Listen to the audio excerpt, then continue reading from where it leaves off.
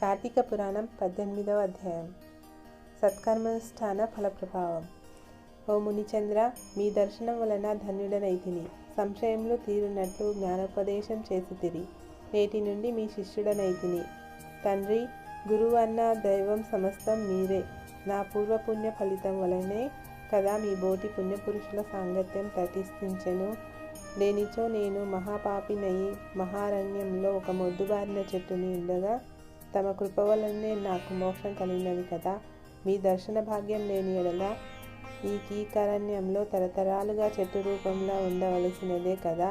అట్టి నేనెక్కడా, మీ దర్శన భాగ్యం ఎక్కడా, నాకు సద్గతి ఎక్కడా, పుణ్యఫలప్రదయగు ఈ కార్తీక మాసం ఎక్కడా, నాకు పాపాత్ముడనగు నేనెక్కడా, ఈ విష్ణువాలయమందు ప్రవేశించుటెక్కడా. ఇవి అన్నియును దైవిక మగు ఘటనలు తప్ప మరొకటి కాదు. కాన నన్ను తమ శిష్యునిగా పరిగ్రహించి సత్కర్మలను మనుడెట్లు అనుసరించవలెనో దాని ఫలితం ఎట్టిదో విశదీకరింపుడని ప్రార్థించెను. ఓ ధనలోభ, నీవడిగిన ప్రశ్నలన్నీ మంచివే. అవి అందరికీ ఉపయోగార్థమైనటివి కాన వివరించెదను, శ్రద్ధగా ఆలకింపుము. ప్రతి మనుజుడు ఈ శరీరమే సుస్థిరమని నమ్మి జ్ఞానశూన్యుడగుచున్నాడు. ఈ భేదం శరీరమునకే గాని ఆత్మకు లేదు. అట్టి ఆత్మజ్ఞానం కలుగుటకే సత్కర్మలు చేయవలెనని సకల శాస్త్రములు ఘోషించుచున్నవి. సత్కర్మనాచరించి వాటి ఫలం పరమేశ్వరార్పితమనరించిన జ్ఞానం కలుగును. మానవుడే జాతివాడో ఎటువంటి కర్మలు ఆచరించవలనో తెలుసుకొని అటువంటివి ఆచరింపవలెను. బ్రాహ్మణుడు అరుణోదయ స్నానం చేయక సత్కర్మలను ఆచరించినను వ్యర్థమగును.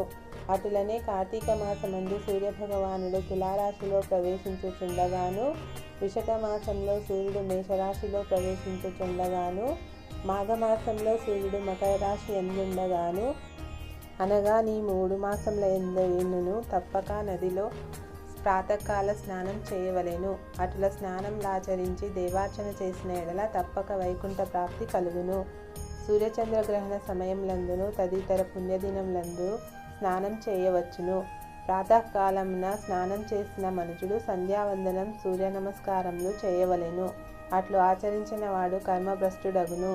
కార్తీక మాసమందు అరుణోదయ స్నానమాచరించిన వారికి చతుర్విధ పురుషార్థములు సిద్ధించును. కార్తీక మాసంతో సమానమైన మాసం, వేదములతో సరితూగు శాస్త్రం, గంగా గోదావరి నదులకు సమాన తీర్థములు, బ్రాహ్మణులకు సమానమైన జాతియు, భార్యతో సరితూగు సుఖమును, ధర్మముతో సమానమైన మిత్రుడను, శ్రీహరితో సమానమైన దేవుడును లేదని తెలుసుకొనుడు. కార్తీక మాసమందు విద్యుక్త ధర్మముగా స్నానాదులు ఆచరించిన వారు 1,000,000 యాగములు చేసిన ఫలమును పొంది వైకుంఠమునకు పోవుదురు అని అంగీరసుడు చెప్పగా విని మరల ధనలోభుడితుల ప్రశ్నించెను. ఓ మునిశ్రేష్ఠ, చతుర్మాస్య వ్రతమని చెప్పితిరే, ఏ కారణం చేతడని ఆచరించవలెను? ఇదివరకెవరైనా ఈ వ్రతమును ఆచరించి ఉన్నారా? ఆ వ్రతం యొక్క ఫలితమేమి? విధానం ఎట్టిది? సవిస్తరంగా వివరింపుడని కోరెను.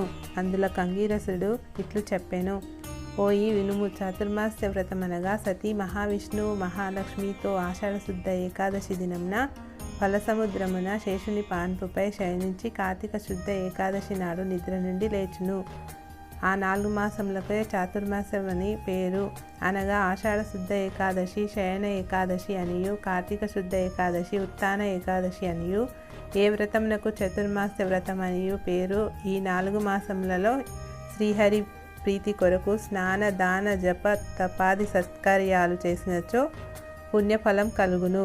ఈ సంగతి శ్రీ మహావిష్ణువు వలన తెలుసుకొంటిని కాన ఆ సంగతులు నీకు తెలియచేయుచున్నాను. తొలికృత యుగంబున వైకుంఠమందు గరుడ గంధర్వాది దేవతల చేత వేదముల చేత సేవింపబడుచున్న శ్రీమన్నారాయణుడు లక్ష్మీదేవి సమేతుడై సింహాసమున కూర్చుండి ఉండగా ఆ సమయంన నారద మహర్షి వచ్చి శ్రీమన్నారాయణునికి నమస్కరించి ముకుళిత హస్తాలతో నిలబడి ఉండెను. అంత శ్రీహరి నారదుని గాంచి ఏమీయూ తెలియని అని వలె మందహాసంతో నిట్లనేను. నారద, నీవు క్షేమమే కదా? త్రిలోక సంచారివైన నీకు తెలియని విషయాలు లేవు. మహామునుల సత్కర్మానుష్ఠానంలో ఎట్టి విఘ్నములు లేక సాగుచున్నావా? ప్రపంచంలో నీ అరిష్టములు లేక ఉన్నవి కదా అని కుశల ప్రశ్నలు అడిగెను. అంత నారదుడు శ్రీహరికి అది లక్ష్మికి నమస్కరించి, ఓ దేవా, ఈ జగంబున నీ వెరగని విషయమును లేవిను లేవు. అయినను నన్ను వచింపుమనుటచే విన్నవించుచుంటిని. ప్రపంచమున కొందరు మనుషులు మునులు కూడా తమకు విధించిన కర్మలను నిర్వర్తించుట లేదు. వారెట్లు విముక్తులగుదురో ఎరుగలేకున్నాను. కొందరు భుజించకూడదనిన పదార్థములు భుజించుచున్నారు. కొందరు పుణ్యవ్రతములు చేయుచు అవి పూర్తిగాక మునిపే మధ్యలో మానివేయుచున్నారు. కొందరు సదాచారులుగా మరికొందరు అహంకార సహితులుగా పరనిండా పారాయణులుగా జీవించుచున్నారు.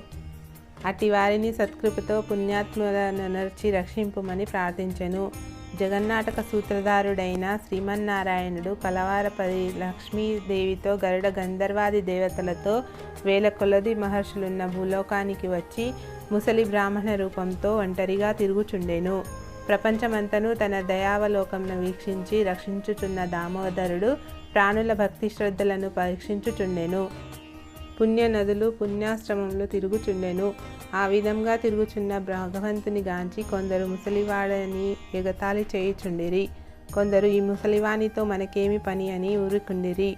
కొందరు గర్విష్ఠులైరి. మరికొందరు కామార్తులై శ్రీహరిని కన్నెత్తి అయినను చూడకుండిరి.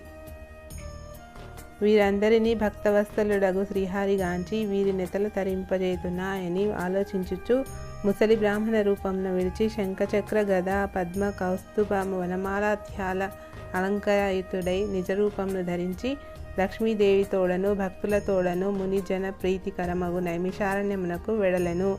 ఆ వనమందు తపస్సు చేసుకుంటున్న మునిపుంగవులు స్వయంగా తమ ఆశ్రముల కలిదించిన సచ్చిదానంద స్వరూపుడగు శ్రీమన్నారాయణ్ణి దర్శించి భక్తి శ్రద్ధలతో ప్రణమిల్లి అంజలి ఘటించి అది దైవములగు నా లక్ష్మీనారాయణులనిట్లు స్తోత్రాధ్యాయం పారాయణం సమాప్తం.